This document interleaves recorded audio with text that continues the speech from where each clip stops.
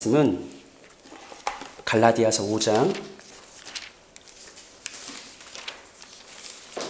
1절로 15절입니다.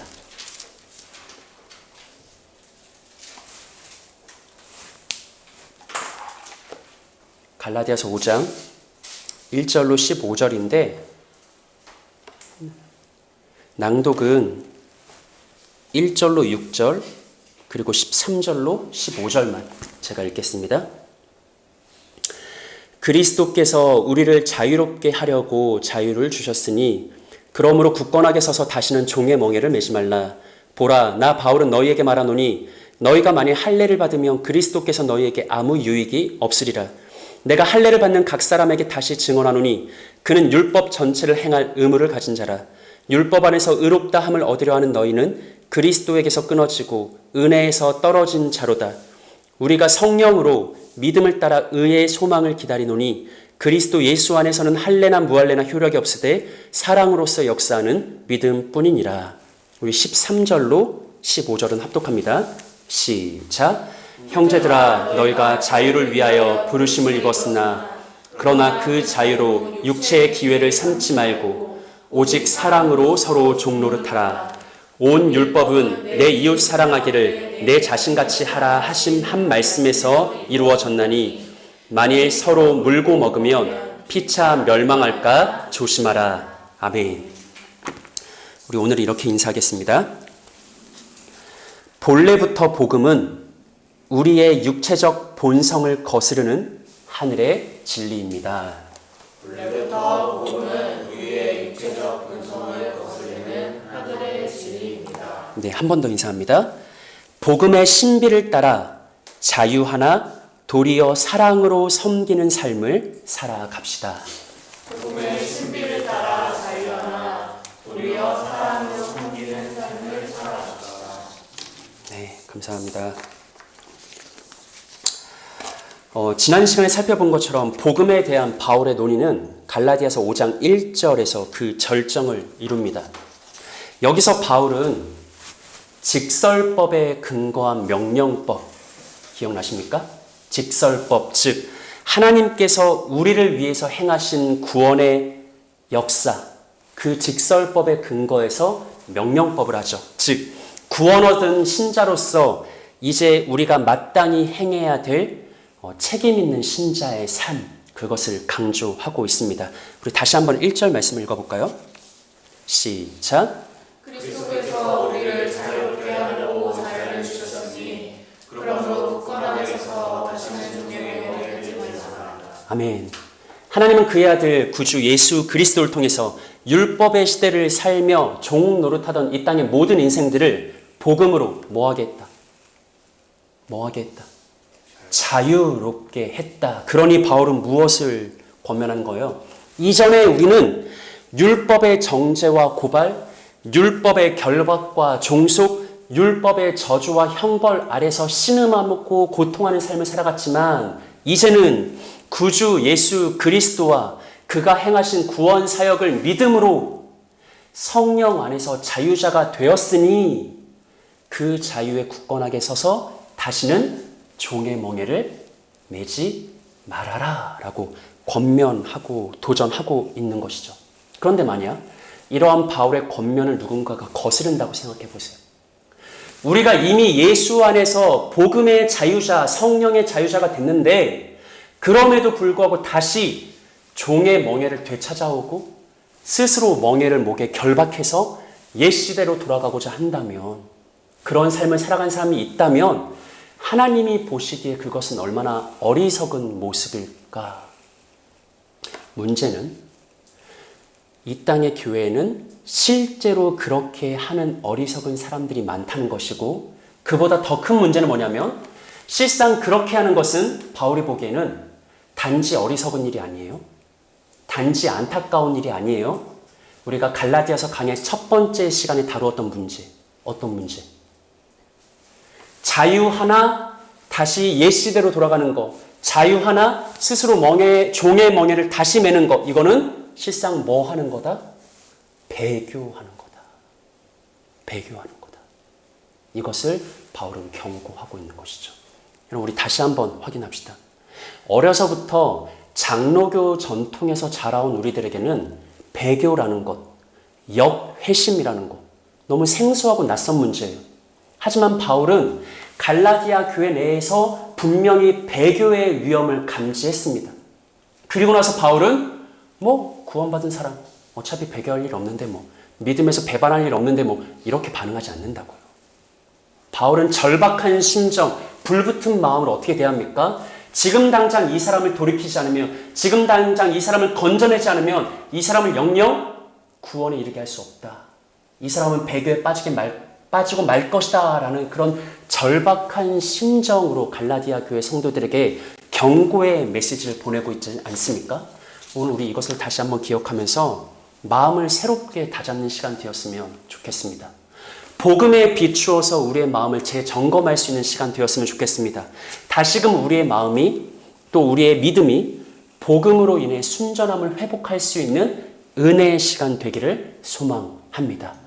이러한 기대와 소망 가지고 우리 함께 본문 말씀을 조금 더 자세하게 상고해 보겠습니다. 2절 한번 읽어보시죠. 시작. 바울은 너희에게 말하노니 너희가 만일 할례를 받으면 그리스도께서 너희에게 아무 유익이 없으리라. 아멘. 하이라이트 된 부분 보시면 너희가 만일 뭐를 받으면, 할례를 받으면 그리스도가 너희에게 아무 뭐가 없다? 유익이 없다. 여기서 바울은요, 할례와 그리스도를 대조합니다. 바울이 말하는 건 뭐예요? 할례를 받으면 그리스도가 아무런 유익이 없다라는 사실이에요. 여러분, 우리가 먼저 생각할 건 뭐냐면 우리가 이미 지난 시간에 생각했었어요. 바울에게 있어 할례는 어떤 것이었는가? 여러분, 바울에게 있어 할례는 아무것도 아니에요. 바울에게 있어 할례는 중립적인 것입니다. 즉 할례는 받을 수도 있고 안 받을 수도 있는 것이지 할례 그 자체가 대단히 중요한 것은 아니에요. 그런데 오늘 본문을 시작하면서 바울은 분명하게 선언해요. 할례와 그리스도는 대조되는 것이다. 만약 너가 할례를 받으면 그리스도의 유익이, 그리스도로 인한 구원의 유익이 없어진다라고 말을 해요. 아니, 할례가 그렇게 중요한 것이었던가? 지금까지 우리가 생각했던 거랑 좀 다르죠. 이를 통해서 우리가 먼저 인지해야 될 건 뭐냐면 오늘 본문에서 말하는 이 할례는 단지 실제 육체 행하는 할례 의식, 할례 행위를 말하는 것이 아닙니다. 그거는 중립적인 것이거든요. 할례는 해도 되고 안 해도 되는 거예요. 근데 바울이 말하는 이 할례는 그게 아니라 할례 이면에 숨겨진 영적 원리예요. 할례 행위 그 자체가 아니라 할례를 우리가 어떤 식으로 생각하고 있는가, 어떤 식으로 받아들이고 있는가, 할례를 어떤 원리로 우리가 영접하고 있는가, 추구하고 있는가, 바로 그 삶의 방식에 대한 문제입니다. 이런 차원에서 이어지는 3절과 4절을 보시면 성경이 이렇게 말하죠.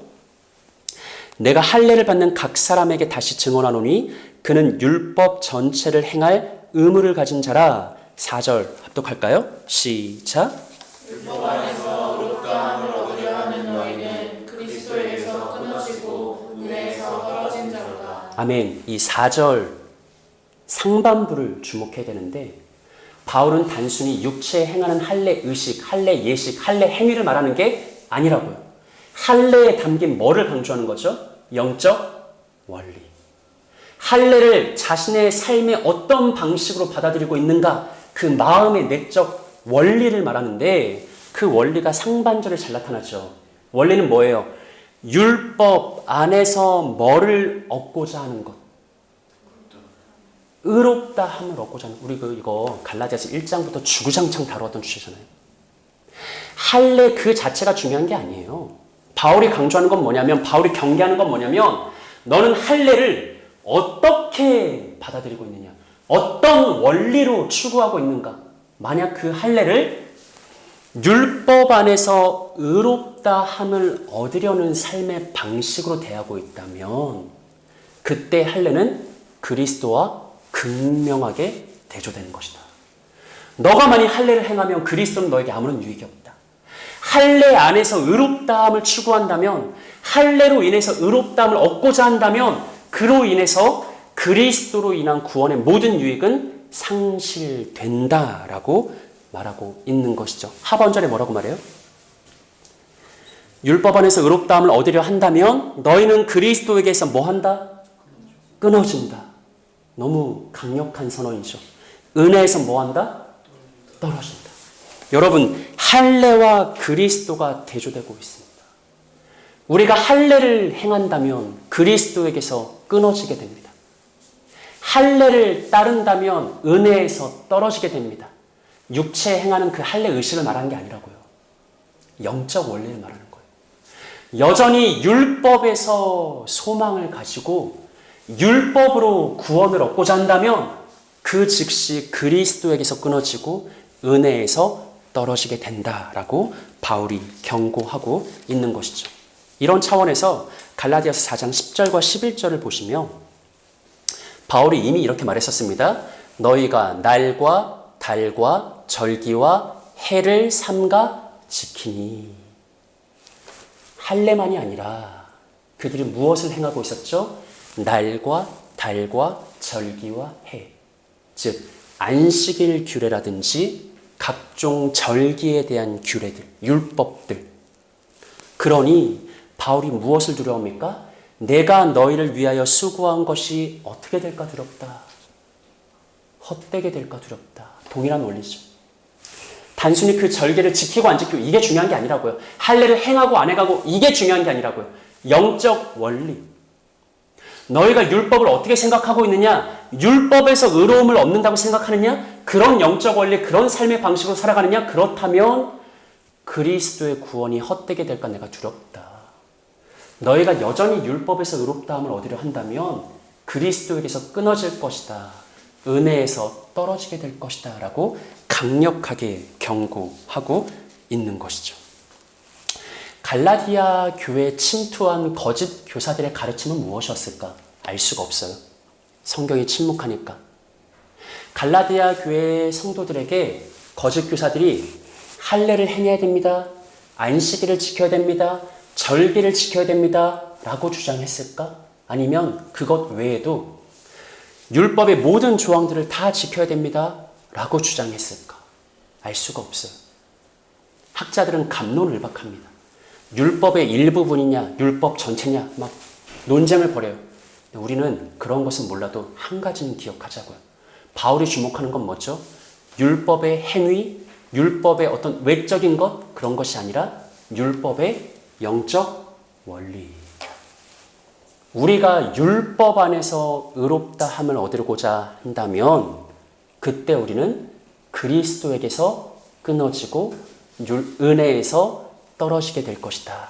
율법이 일부분이든 전체든 할례든 안식일이든 음식규례든 정결규례든 다 상관없어요. 그 율법 안에서 여전히 소망을 두고 율법으로 구원을 얻고자 한다면 그는 그리스도에게서 떨어지는 자다라고 강력하게 말하고 있고 실상 그것은 배교의 행위라는 거예요. 이미 그리스도 예수 안에서 자유자가 됐는데 다시 율법 안에서 의롭다함을 얻으려고 한다. 그것은 참 안타깝다. 왜 이렇게 어리석냐? 이 정도가 아니라 실상 바울이 보기엔 그건 어떤 행동이라는 거죠? 배교의 행동이라는 거예요. 강력하게 경고하는 거죠. 할례와 그리스도. 할례의 원리와 복음의 원리 양립할 수 있다 없다? 없다. 할례를 받으면 그리스도로 인한 구원의 유익은 무익해지는 겁니다. 할례를 선택하면 그리스도로부터 끊어지는 겁니다. 할례와 그리스도 이 둘은 결코 함께 갈 수 없고 양립할 수 없습니다. 우리가 할례의 원리를 따르면 그리스도에게서 끊어지는 것이고 반대로 그리스도를 선택하면 복음의 원리를 따르면 할례와는 영원히 결별하는 것입니다. 이것이 바울이 말하는 복음의 진리고 성경이 말하는 구원의 진리입니다. 예수 그리스도를 믿는 복음의 원리와 율법 안에서 의로움을 얻으려는 할례의 원리는 결코 함께 존재할 수 없습니다. 그런데 참 놀라운 사실은 뭐냐면 그럼에도 불구하고 우리들은 바울이 보기에는 할례와 그리스도 이 둘은 함께 갈 수가 없어. 결단코 불가능해. 애당초 불가능한 일이에요. 그럼에도 불구하고 우리들은 조상 야곱의 합리적인 본성을 따라 그 둘을 같이 움켜쥐려고요. 이게 우리의 본성에 심겨져 있어요. 바울이 보기에는 율법에서 의롭다함을 얻으려는 할례의 원리와 오직 믿음을 따르는 그리스도의 원리는 함께 존재할 수 없는, 양립할 수 없는 평행선을 그리는 것인데, 우리 안에 있는 야곱의 본성은 그 둘을 동시에 취함으로 인해서 만족을 얻으려고 합니다. 여러분, 제가 앞에서 말했듯이 갈라디아 교회에 침투한 거짓 교사들의 가르침이 정확히 무엇이었는지는 누구도 알 수가 없어요. 저는 이렇게 생각합니다. 개인적으로. 거짓 교사들의 교훈의 핵심, 여러분들이 그토록 궁금해했던 다른 복음의 본질, 뭘까? 이거라고 생각해요. 야곱의 본성을 따라서 그리스도를 붙잡으면서 동시에 율법도 붙잡아라. 그리스도를 믿는 복음의 원리를 붙잡으면서 동시에 할례의 원리도 붙잡아라. 가능하다라고 속삭였던 것, 그렇게 유혹했던 것, 저는 그것이 거짓 교사들이 전한 다른 복음의 문제라고 생각합니다. 왜 이것이 가능하냐면 우리 안에는요, 죄가 여전히 남아있는데 죄는 경악할 만한 기만적인 능력을 가지고 있어요. 죄는 경악할 만한 기만적 능력, 속임의 능력을 가지고 있습니다. 그래서 우리로 하여금 예수도 붙잡을 수 있고 할례도 붙잡을 수 있어. 둘 모두 붙잡으면 합리적이잖아, 안전하잖아 라고 속삭인다고요. 사실 그것은 속고 있는 거거든요. 바울은 분명하게 말하잖아요. 할례를 붙들면 그리스도에게서 끊어진다. 그리스도를 붙잡으면 할례와의 결발이다. 그들은 같이 있을 수 없다. 근데 죄는 간교하게 우리를 속여요. 경악할 만한 능력이에요. 그리스도도 붙잡고 할례도 붙잡을 수 있다. 뭐하러 하나만 선택하냐? 둘 다 선택해서 안전한 길을 걸어가지. 갈라디아 교회에 침투했던 거짓 교사들의 가르침이 바로 이것이었을 겁니다. 여러분, 저는 아무리 고민해도 주목하세요. 저는 거짓 교사들이 갈라디아 교회에 찾아와서 바울이 전했던 은혜의 복음 있죠. 믿음의 복음. 이거를 완전히 부정했을까? 아무리 고민해도 그렇지는 않았을 거라고 확신해요. 왜냐하면 만약에 거짓 교사들이 침투해서 이전에 바울이 전했던 것은 다 틀렸습니다. 은혜의 복음 거짓말입니다. 믿음의 복음 거짓말입니다. 라고 말했으면 저는 분명히 그 즉시 갈라디아 교회 성도들이 다 일어나서 반대했을 거라고 생각해요. 그들을 몰아냈을 거라고 생각해요. 당연하지 않겠어요? 거짓 교사들은 뭐라고 가르쳤을까? 그들이 전했던 다른 복음 뭐였을까? 저는 이렇게 생각합니다. 바울이 전한 은혜의 복음 기본적으로 다 수용해요. 바울이 전한 건 맞습니다. 다 수용해. 하지만 이들이 딱 한 가지를 더 추가하는 거예요. 그런데 거기에 아주 조금, 아주 살짝 한 가지만 더 붙이면, 하나만 더 추가하면 그때 온전한 복음이 됩니다. 이를테면 뭐와 같은 거? 할례 같은 거. 이를테면 안식일 같은 거. 이를테면 정결규례 같은 거. 이를테면 음식규례 같은 거. 뭔진 모르겠어요. 하지만 그들의 주장의 원리는 동일합니다. 바울이 말한 은혜의 복음 맞아요. 믿음의 복음 맞아요. 근데 그게 아주 살짝 부족합니다. 그래서 우리는 그 복음을 완전하게 하고자 여러분들에게 찾아왔습니다. 여러분, 이것 한 가지를 덧붙여야 됩니다. 할례를 추가하면 온전해집니다. 그리고 아마가 아니라 저는 확신하는데 그들은 마지막에 이렇게 말했을 거예요.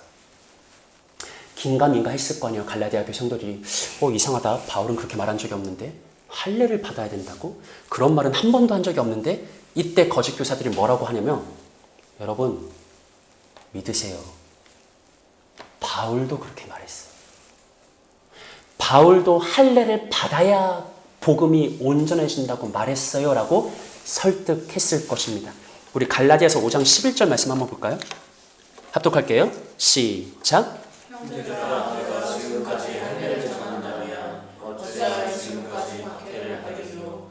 그리하였으면 십자가에 걸린 돌이 제거되었으리니. 아멘. 형제들아 내가 지금까지 뭐를 전했다면, 할례를 전했다면, 여기를 공동번역 성경에 뭐라고 번역했냐면, 형제 여러분, 만일 내가 여전히 할례의 필요성을 주장하고 있다면, 이거예요. 이 11절은 사실 논란이 많은 난해한 구절이거든요. 근데 그냥 학자들이 공통적으로 동의한 한 가지는 이거예요. 지금 바울은 거짓 교사들의 그릇된 주장에 반박하고 있다, 변호하고 있다라는 거예요. 즉 무슨 말이냐면, 거짓 교사들이 뭘 주장했냐면, 바울이 할례를 받아야 한다고 주장했습니다 라고 말했다는 거예요. 그 소식을 전해 듣고 바울은 난 그런 적이 없다라고 변호하고 있는 겁니다. 이에 대해서 학자들마다 여러 가지 의견이 있거든요. 두 가지만 제가 설명해 드릴게요. 첫 번째는 거짓 교사들이 그냥 거짓말을 한 거예요. 없는 말을 지어낸 거예요. 바울은 한 번도 할례를 받아야 된다라고 한 적이 없는데 그냥 갈라디아 교회 성도들을 설득하려고 없는 말을 날조한 거죠. 바울이 그렇게 말했습니다. 거짓말 한 거예요. 두 번째 주장은 뭐냐면, 이 해석은 갈라디아의 저작 연대에 대한 추가적인 논증이 필요한 해석이긴 하지만, 거짓 교사들이 뭐라고 주장했냐면 디모데의 사례를 가지고 와서 말하는 거예요. 야, 디모데를 봐라. 바울이 이방인에게도 할례를 행하게 하지 않았냐? 이방인 디모데에게 할례를 받게 하지 않았냐? 그것 봐라. 바울이 시간이 없어서 너에게 말을 못한 거야. 정신없어서 말을 못한 거야. 하지만 바울도 원래부터 이방인이 할례를 받아야 한다고 생각하고 있었어. 그걸 단지 너희가 전해 듣지 못했을 뿐이야. 이제 우리가 너희에게 이걸 알려주는 거야. 너희가 은혜의 복음과 믿음의 복음에 아주 살짝 무엇을 덧붙여야만? 할례를 덧붙여야만 비로소 구원이 완전해진다 라고 주장했다는 것이죠. 무엇이든 상관없어요. 거짓말이든 오해든 다 소용없습니다. 우리는 한 가지만 분명하게 하면 돼요. 거짓 교사들이 전한 다른 복음의 핵심은 뭐예요? 은혜의 복음을 부정하나요? 아니에요. 믿음의 교리를 부정하나요? 아니에요. 다 수용해. 하지만 아주 간교하게 이렇게 말하죠. 거기에 하나만 더 붙입시다. 하나만 더 추가합시다. 할례 같은 거, 율법의 행위 어떤 거, 그것을 추가하는 순간 당신의 복음은 온전해질 것입니다 라고 속삭이죠. 거짓 교사들의 가르침이 어떻습니까? 그럴싸하죠. 실제로 갈라디아 교회 성도들은 그들의 가르침에 큰 매력을 느꼈습니다. 왜 그러냐면, 제가 아까도 말했죠. 우리에게는 어떤 본성이 있다고요? 야곱적인 본성이 있어요. 할 수만 있다면 그 둘 모두를 움켜쥐려는 야곱적인 본성이 있어요. 그럴싸하게 느껴지는 거예요. 그래, 은혜도 붙들고 할례도 붙들고 괜찮은데? 그럴싸하게 느껴져서 그들의 가르침에 넘어갔던 것이죠. 한번 생각해 볼까요? 기독교의 복음은 뭐예요? 성경은 우리에게 어떤 복음을 증언합니까? 성경은 이렇게 말합니다. 당신은 전적으로 타락하고 부패한 죄인일 뿐이다. 그래서 당신에게서는 어떤 선한 것, 거룩한 것도 나올 수가 없다. 당신이 무엇을 행하고 무엇을 성취함으로써 구원을 이룰 수 있는 것이 결단코 아니다. 당신은 오직 메시아 그리스도이신 예수를 믿는 믿음, 예수의 공로를 힘입는 믿음으로만 구원 얻을 수 있다. 어떤 행위가 아니라 믿음으로만 우리는 영생에 이르게 되는 것이다. 이게 성경이 말하는 기독교의 복음의 진리죠. 감사하죠. 놀라운 원리죠. 여러분 깊이 묵상해 보면 이 복음에 담긴 신비가 얼마나 놀라운 것인지 여러분 잘 생각해 보면 이상하죠. 그렇게 복음에 놀라워하고 그렇게 복음에 감사하다가도 어느 순간 스치듯이 우리의 마음속에 뭔가 복음이 불안하다. 정말 그걸로 되나? 오직 은혜, 오직 믿음, 오직 예수. 감사하다가도 정말 그것만으로 되나?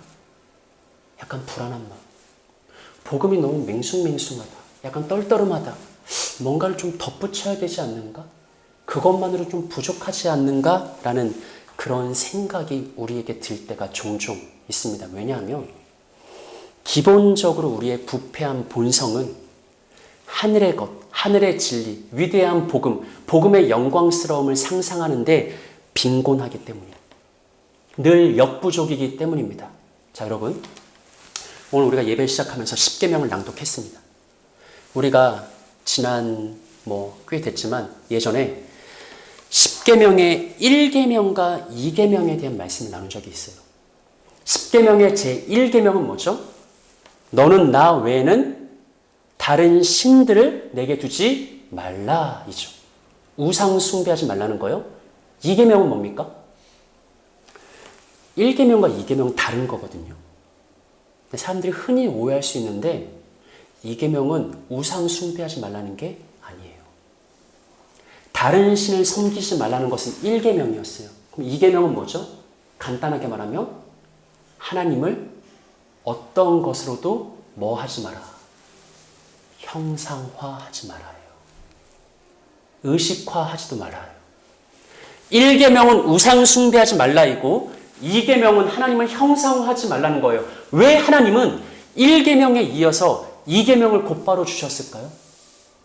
왜 우상 숭배하지 말라라고 말씀하신 하나님은 동시에 하나님을 형상화하지 말라고 말씀하셨을까요? 여러분, 그것은 우리 안에 있는 부패한 본성 때문에 그렇습니다. 우리 안에 죄가 끊임없이 간교한 속임으로 우리를 넘어뜨립니다. 사탄이 지속적인 영향력을 미칩니다. 그래서 우리의 본성은 하늘의 것, 하늘에 속한 진리, 하나님의 복음을 상상하는 데 늘 빈곤함을 느껴요. 우리의 모든 사고와 감정과 의지를 끌어올려서 천상의 진리를 묵상하기보다는 우리는 어떻게 하죠?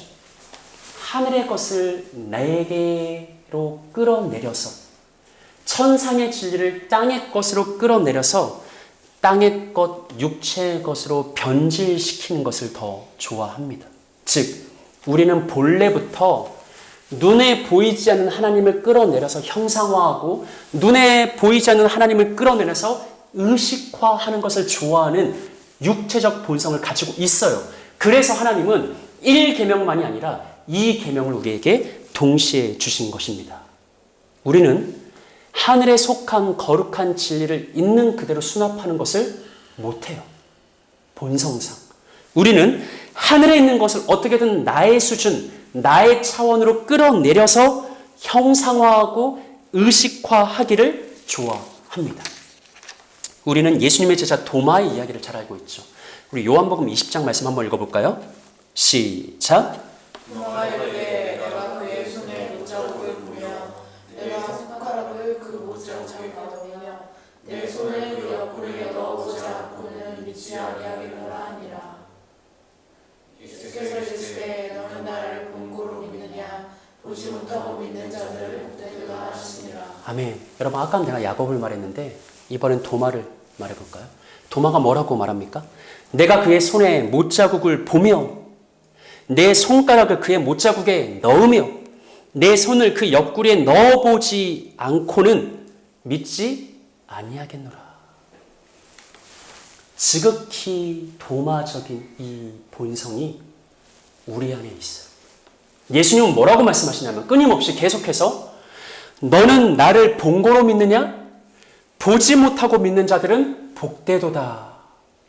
보지 않고 믿는 자는 복되도다라고 말씀하시는데 우리는 예수님 말씀에 아랑곳하지 않고 야곱의 본성과 도마의 본성을 따라서 자꾸만 보이지 않는 하나님을 끌어내려 천상에 있는 진리를 땅의 것으로 끌어내려 영적인 진리를 육체의 것으로 끌어내려 그것을 형상화하고 의식화하기를 좋아한다고요. 이게 우리 안에 있는 도마적인 본성입니다. 우리는 그렇게 해야 직성이 풀리는 거예요. 하나 더 생각해 볼까요? 사무엘 시대에 이스라엘 백성들은 자기들에게도 이방 나라와 같이 인간 왕이 있어야 되겠습니다 라고 주장했어요. 이스라엘의 진정한 왕은 누구죠? 여호와 하나님이에요. 이스라엘의 참된 왕은 하나님이세요. 근데 문제가 있지. 이스라엘의 왕은 보이지 않는다. 손으로 잡을 수 없다. 눈앞에 두고 내 눈으로 보며 절하고 섬길 수 없다. 이스라엘 백성들은 뭘 요구해요? 우리에게도 이방 나라와처럼 인간 왕이 있어야겠습니다. 눈으로 볼 수 있고 만질 수 있고 섬길 수 있는, 따를 수 있는 인간 왕이 있어야겠습니다라고 주장하죠. 태초부터 지금까지 우리의 마음속에는 어떤 본성이 있냐면 야곱의 본성과 도마의 본성, 육체적 본성이 있는 것입니다. 이 육체의 본성의 원리가 우리의 모든 예배와 구원과 신앙의 문제에서 동일하게 작동하는 거예요. 예배에 대해서 말해볼까요? 하나님 우리에게 뭘 말씀하시냐면 너희는 오직 성령 안에서 진리로 드리는 영적 예배로 하나님께 영광 돌리라 라고 말씀하시죠. 근데 우리는 가시적이고 물리적인 의례와 의식을 통해 더 쉽게 고양됩니다. 하나님이 원하시는 예배는 영과 진리로 드리는 예배. 하지만 우리의 마음이 더 끌리는 예배는 가시적이고 물질적인 의례와 의식과 형식과 의례가 있는 그런 예배들. 동시에 하나님은 구원의 진리에 대해서 뭐라고 말씀하십니까? 하나님은 죄와 율법 아래 종속돼서 신음하던 이 이스라엘 백성들과 아담의 모든 후손들에게 오직 메시아 그리스도 예수를 뭐함으로? 믿음으로. 다른 게 필요하지 않아요. 믿기만 하면 돼요. 예수를 믿기만 하면 된다고 구원의 도를 말씀하시는데 우리는 마음이 불안해진다고요. 뭔가 의식적인 거, 형상화된 거, 가식적인 거, 가시적인 거, 물질적인 거, 그런 것들이 내 믿음에 덧붙여져야 안심이 된다고요. 불안한 내 마음이 육체적인 거, 세상적인 거, 물질적인 게 추가돼야 우리의 야곱적 본성과 도마적 본성이 편안함을 느끼며 만족을 누리게 된다는 것이죠. 생각해 보세요. 거짓 교사들의 가르침이 갈라디아 교회 성도들에게 얼마나 시원하게 다가왔을까. 바울이 말한 것처럼 우리는 예수를 믿는 믿음으로만 구원받습니다. 그건 맞지요. 근데 여러분 불안하셨죠? 아주 살짝, 아주 조금 할례 하나만 추가하며 우리가 할례 같은 거, 물질적인 거, 가시적인 거, 그런 의식 하나만 추가하면 복음이 완전해집니다 라고 주장했을 때 순전한 복음의 진리 위에 아주 살짝 육적인 것을 섞었을 때 오직 그리스도의 은혜로 말미암는 순전한 복음 위에 아주 살짝 인간의 행위를 추가했을 때 갈라디아 교회 성도들은 물개 박수를 치면서 기뻐했던 거예요. 바로 그게 내가 원하던 겁니다. 오직 믿음이라니, 오직 은혜라니, 그것 외에는 아무것도 필요하지 않다니 내 마음이 불안했는데 바로 그것을 내가 원했습니다 라고 기뻐했다라는 것이죠. 오늘 본문에서 바울은 그것을 극렬하게 반대합니다. 할례와 그리스도 양립할 수 없다. 어떤 모양이든지 할례를 선택하는 순간 너는 그리스도에게서 끊어진다.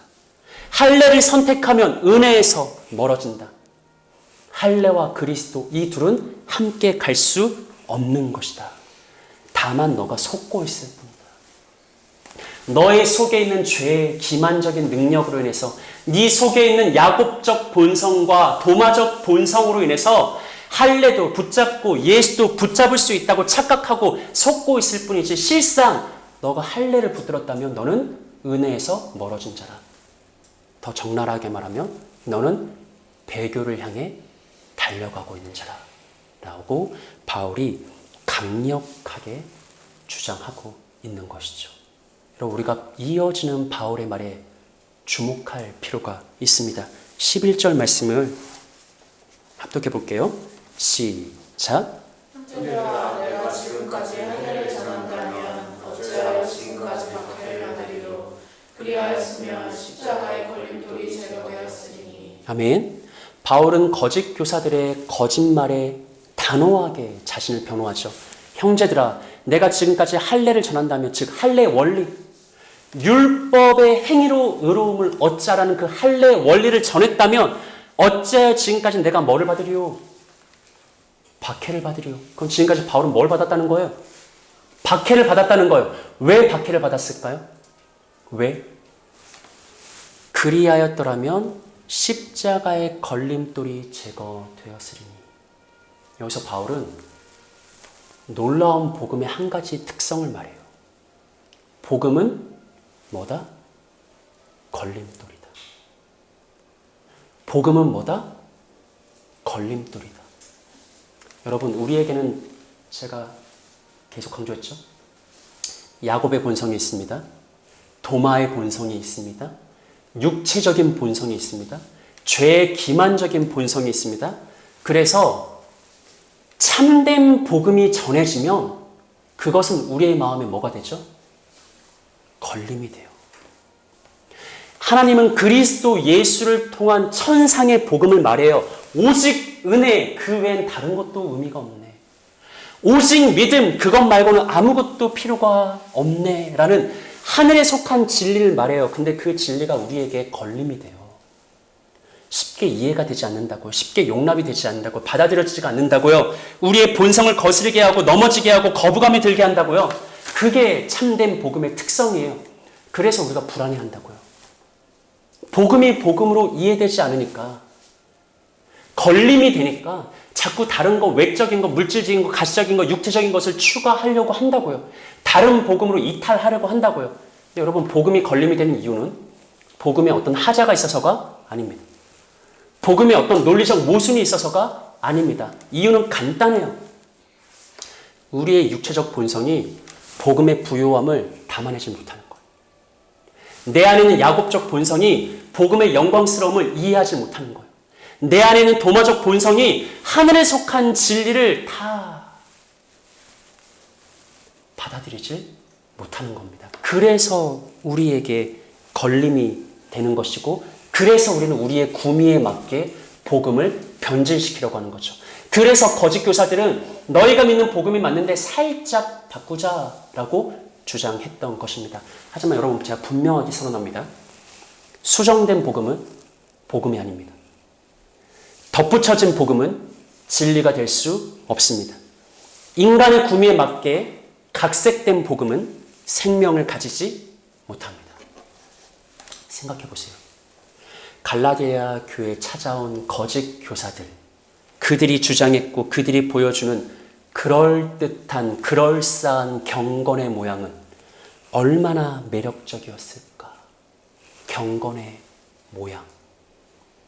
실상 그들 속에 경건의 능력은 없는데, 오늘 우리가 해왔던 용어대로 하자면 실상 그들 속에 하늘에 속한 진리는 없는데 그저 인간 본연의 육체의 본성을 따르는 가시적인 것, 물리적인 것, 형식적인 것, 그것이 얼마나 갈라디아 교회 성도들에게 매력적으로 느껴졌을까? 그래서 그들은 복음에서 이탈한 겁니다. 순전한 복음 위에 육체의 원리를 덧붙인 것입니다. 야곱적 본성을 따라서 할례를 추가하고 안식일을 추가하고 절기를 추가했던 것입니다. 그들은 자신의 신자됨, 자신의 구원의 확실함을 오직 예수를 믿는 순전한 믿음에서 확인하려고 한 것이 아니라 그 외 다른 육적인 것, 인간적인 것, 율법적인 것에서 확인하고자 노력했습니다. 이제 결론부로 가요. 여러분, 신자의 참 신자됨을 확증할 수 있는 것은 무엇일까요? 우리가 불안하니까 할례를 따라간다고요. 하늘의 것이 다 이해되지 않으니까 내 스타일로, 내 구미에 맞게 하늘의 것을 끌어내려 육체적인 것으로 바꾸려고 한다고요. 그 안에서 우리는 우리의 우리됨을 확인하려고 하죠. 근데 성경의 진리를 따라서 말해볼까요? 우리가 진짜 예수 안에 있음을, 우리가 진짜 복음 안에 있음을, 우리가 진정 성령으로 인한 참된 신자임을 확인할 수 있고 확증할 수 있으며 선언할 수 있는 것은 무엇일까요? 바울은 이렇게 말합니다. 갈라디아서 5장 5절과 6절 합독합니다. 시작. 우리가 성령으로 믿음을 따라 의의 소망을 기다리노니 그리스도 예수 안에서는 할례나 무할례나 효력이 없으되 사랑으로서 역사하는 믿음뿐이니라. 아멘. 바울의 말을 잘 들어보세요. 그리스도 예수 안에서는 할례나 무할례나 뭐가 없다? 효력이 없다. 오늘 우리가 해왔던 용어대로 하자면 할례, 무할례, 안식일, 음식규례, 정결규례 그 모든 것들 그럴싸한 경건의 모양들 그리스도 안에선 아무런 효력이 없다. 아무런 능력이 없다. 오직 예수 안에서 확증될 수 있는 것은 경건의 능력인데 그 경건의 능력은 어떻게 나타나냐면 사랑으로 역사하는 믿음의 열매로 나타난다라고 말하죠. 이에 대해서 설명하겠습니다. 바울은 그리스도 안에서는 참된 복음 안에서는 오직 사랑으로 역사하는 믿음 외에는 다른 어떤 것도 효력을 발휘할 수 없다라고 말하죠. 예수님이 이렇게 말씀하셨어요. 요한복음 13장 35절을 읽어볼게요. 시작. 너희가 서로 사랑하면 이로써 모든 사람이 너희가 내 제자인 줄 알리라. 아멘. 예수님의 가르침이에요. 여러분의 참 신자됨을 무엇으로 확신하겠습니까? 아, 내가 복음 안에 있구나. 구원 안에 있구나. 무엇으로 확인하겠습니까? 그리스도로 인한 참된 구원의 능력을 다른 이들에게 무엇으로 선언하겠습니까? 예수님 말씀하시죠. 너희가 서로 뭐하며? 사랑하며. 오늘 바울의 용어대로 하면 사랑으로 나타나는 믿음. 너희가 예수를 믿고 그 믿음이 실제 사랑으로 나타날 때 비로소 모든 사람이 너희가 내 제자인 줄 알 것이다. 나의 신자됨을 확증할 수 있는 유일한 것은 사랑이에요. 사랑으로 역사하는 믿음밖에 없습니다. 불안한 우리의 본성을 이 땅의 것, 육체적인 것, 육신의 것으로 채울 것이 아니라 우리는 예수님의 말씀을 따라서 사랑으로 역사하는 믿음, 오직 예수 사랑으로서 우리의 우리됨을 확증해야 됩니다. 이러한 차원에서 오늘의 결론인 갈라디아서 5장 1절과 13절 말씀을 함께 읽어보겠습니다. 합독합니다. 시작. 그리스도께서 우리를 자유롭게 하려고 자유를 주셨으니 그러므로 굳건하게 서서 다시는 종의 멍에를 매지 말라. 형제들아 너희가 자유를 위하여 부르심을 입었으나 그러나 그 자유로 육체의 행위를 삼지 말고 오직 사랑으로 서로 종노릇하라. 아멘. 여러분 이 말씀 잘 보세요. 그리스도께서 우리를 자유롭게 하려고 자유를 주셨다. 그러니 이제 우리는 자유 위에 굳건하게 서서 다시는 종의 멍에를 매지 말아야 한다. 하이라이트한 부분 보시면 형제들아 너희가 자유를 위해서 부르심을 입었으나 그러나 그 자유로 뭐의 귀를 삼지 마라? 육체. 여기서 육체는 성령과 대조되는 거예요. 이 육체는 오늘 우리가 해왔던 용어로 치환하면 야곱적 본성을 말해요. 도마적 본성을 말해요. 천상의 것을 이해하지 못하는 죄의 기만적인 본성을 말해요. 바울이 말하는 건 뭐냐면 너희는 예수 그리스도로 인해서 자유로운 자가 됐다. 그런데 그 자유를 육체의 기회로 삼지 마라. 야곱적 본성의 기회로 삼지 마라. 도마적 본성의 기회로 삼지 마라. 오직 뭐 해라? 사랑으로 서로 종노릇해라. 여러분 이 바울의 결론은요. 드높은 영적 진리예요. 이 땅에 거하는 우리가 이해할 수 없는, 헤아릴 수 없는, 붙잡을 수 없는 저 하늘에 속한 천상의 원리입니다. 높고도 높은 영적 진리예요. 우리의 야곱적 본성, 도마적 본성이 결코 이해할 수 없는 복음의 부유함이고 복음의 영광스러움이고 복음의 위대함입니다. 이것은 잘 들으세요. 복되고 영광스러우신 성부, 성자, 성령, 삼위일체 하나님의 신비적 비밀입니다. 이 땅의 모든 기독교회가 동일하게 고백하는 것처럼 성부, 성자, 성령은 하나의 본체, 하나의 신성을 가진 삼위일체의 하나님이십니다. 성부, 성자, 성령은 능력과 권세와 위엄과 신성과 모든 것이 동등하신 한 분 하나님이십니다. 성부, 성자, 성령은 동등하신 분이에요. 맞죠? 모두가 하나님이세요. 그런데 성경은 우리에게 어떤 드높은 영적 진리를 계시하냐며 그 권세와 위엄과 영광과 능력과 신성이 동등하신 성부, 성자, 성령의 삼위일체 하나님께서 동등함에도 불구하고 서로 사랑으로 종노릇한다. 이 진리를 우리에게 말해요. 아들이신 그리스도 예수는 성부와 동등하신 동일하신 하나님이십니다. 하지만 아들은 아버지의 말씀에 뭐하죠? 순종합니다. 아들은 아버지께 영광을 드립니다. 아들은 아버지를 즐거이 섬깁니다. 왜 그러죠? 왜 아들은 아버지의 말씀에 순종할까? 왜 아버지께 영광을 돌릴까? 왜 아버지를 섬길까? 서열이 낮아서? 계급이 떨어져서? 아니에요. 성경을 통해서 아는 삼위일체의 놀라운 신비, 저 하늘 천상의 신비는 뭐냐면 우리의 하나님은 성부, 성자, 성령이 완벽하게 동등하신 하나님이시지만 그 하나님은 동등하나 서로를 사랑으로, 자발적으로, 기쁨으로 섬긴다라는 거예요. 아들에게 있어서 아버지를 섬기는 것은 자발적인 기쁨이에요. 무엇과도 바꿀 수 없는 즐거움이에요. 굴종이 아닙니다. 굴욕이 아니에요. 모욕이 아니에요. 치욕도 아니에요. 아들은 그것을 기뻐해요. 이해할 수가 없죠, 우리로서.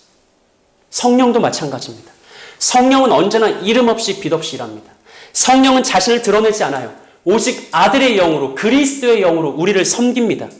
진실로 성령은 보이지 않는 곳에서 묵묵히 아들을 높이고 아버지를 높입니다. 왜 그렇게 할까요? 왜 아버지와 동등하신 성령이, 아들과 동등하신 성령이 아들을 섬기고 아버지를 섬길까요? 이해할 수가 없지. 근데 하나님은 그렇게 하세요. 즐거이 하세요. 삼위일체의 신비, 삼위일체의 비밀은 뭐냐면 동등하신 하나님은 그럼에도 불구하고 누가 시키지도 않았는데 기꺼이 서로 사랑으로 종노릇한다는 거. 서로 사랑으로 종노릇하면서 하나님의 사랑과 위엄과 영광을 더 충만하게 선언한다는 거예요. 바울이 오늘 말하는 건 뭐냐면, 바울이 말하는 저 천상에 속한 복음의 위대함은 뭐냐면 이 땅에 속한 야곱의 원리, 도마의 원리를 따라 살아가는 인생들이 이해할 수 없는 복음에 달린 부유한 진리가 뭐냐면 이제 예수 안에 있는 자는 그렇게 살아간다는 거예요. 예수로 인해서 우리는 자유하게 되었어요. 자유자야. 무엇으로도 날 종속할 수 없어. 결박할 수 없어.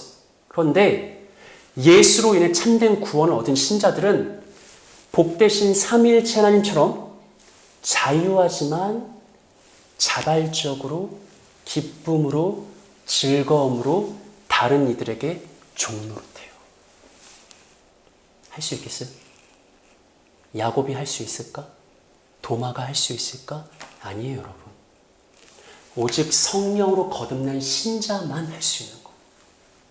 오직 그리스도의 은혜로 인해서 완전히 새 생명을 얻은 신자만이 삼위일체 하나님처럼 나는 자유하지만 사랑으로 종노릇하는 야곱의 본성을 거슬러서 다른 이들을 섬기는 기꺼이 그 삼위일체적 신비의 삶을 살아갈 수 있는 것이죠. 여러분의 신자됨은 언제 확증됩니까? 나의 구원의 여부는 언제 확증됩니까? 우리는 자꾸 그것을 물질적인 것, 가시적인 것, 의식적인 것으로 확인하려고 하죠. 그렇지 않습니다, 여러분. 우리의 참 신자됨은 무엇으로 확인된다? 세상이 흉내낼 수 없는 경건의 능력으로 확인된다. 즉, 성부가 성자를 기꺼이 섬기고 성령이 스스로 종노릇하듯이 우리도 모든 사람에게 대해서 자유로우나 오직 사랑으로 서로 종노릇하는 것. 강제로가 아니라 내 스스로 자유롭지만 사랑으로 섬기고 헌신하고 종노릇하는 것. 바로 그 사랑으로만 그리스도의 제자됨이 증명되는 거예요. 내가 성령의 사람인 것이 확증되는 거예요. 내가 사랑으로 종노릇하는 것을 발견할 때 비로소 내가 진정 복 있는 자고 믿음 안에 있는 자고 복음 안에 있는 자구나 라는 것이 스스로 확증되는 것입니다. 바로 이것이 바울이 강조한 복음의 가장 놀라운 신비이고 부유한 진리이고 영광입니다. 이 복음의 아름다움과 영광을 따라서 여러분은 진정 복음 안에서 자유하지만 기쁨으로 다른 이들, 더 연약한 자들, 완악한 자들을 사랑으로 섬길 수 있는 그렇게 삼위일체 하나님을 닮아가는 가장 복 있는 세움의 형제 자매들 되시기를 예수님의 이름으로 축복합니다. 아멘. 우리 함께